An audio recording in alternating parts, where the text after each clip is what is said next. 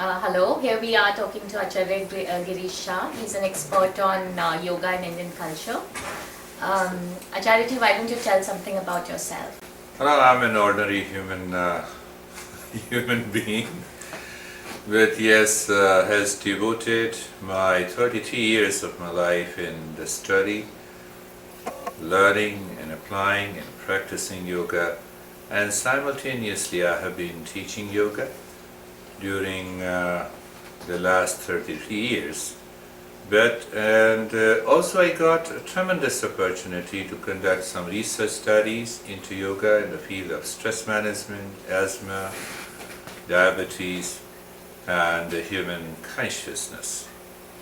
Why don't we start with where yoga started? Where did it originate? Just tell us something about... Yeah.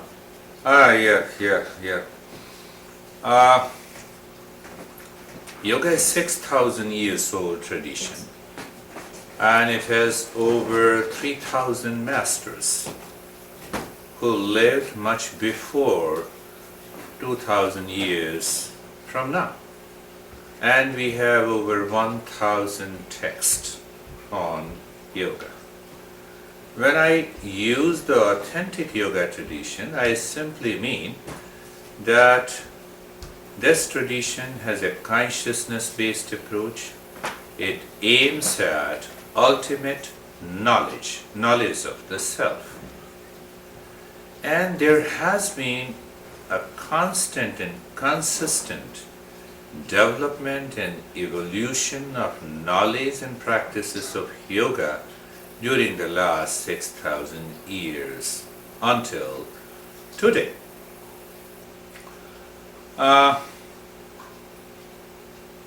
What exactly is yoga? To define yoga, it appears that it is a very difficult task because the ultimate aim of yoga is more subjective than the objective experience.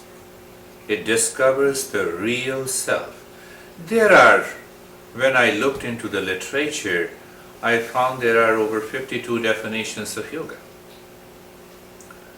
Just to start with it, one of the popular definitions of yoga coming from Patanjali Yoga Sutra, it says Yogas Chitta Vritti Nirodha.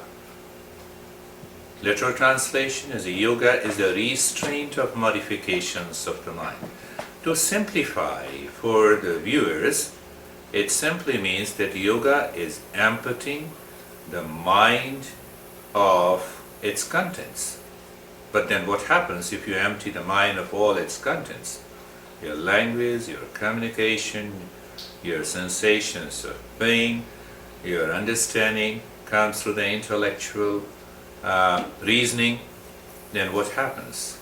Yoga says that when you empty the mind of its contents and you maintain that empty state of the mind, then the higher consciousness beyond the mind reveals itself and descends into the mind and gives you the understanding of the real self. So what is the genesis of yoga? When did the human race realize that I need to understand myself? Where did that seed come? Yeah. How do you answer that where the human mind realized that we should have a cell phone, we should have a laptop, we should have a computer? From where it has come? Did it come from outside? The answer is big no. It has come from inside. It may be out of a necessity. It may be out of the pressure on the mind to do something which will help us to work easily and effectively. That is the way of the science. Similarly, almost 6,000 years ago, fortunately, couple of people, you can say highly evolved human beings, around 6,000 years ago, they started, if I use the words, they started thinking that what exactly we are made up of. We have a body, we have a mind, we have an intellect, we have an ego there. Then what is after that? What is that sequence? From where all these manifestations have come? And then comes the answer in one of the texts. It says that yoga originated from Hiranya Garb. Many people interpret Hiranya wrongly as some human being. But it is a symbolic expression. The gold was highly precious at that time, and so it is also the precious at this moment also, in this age also. So Hiranya means the golden egg.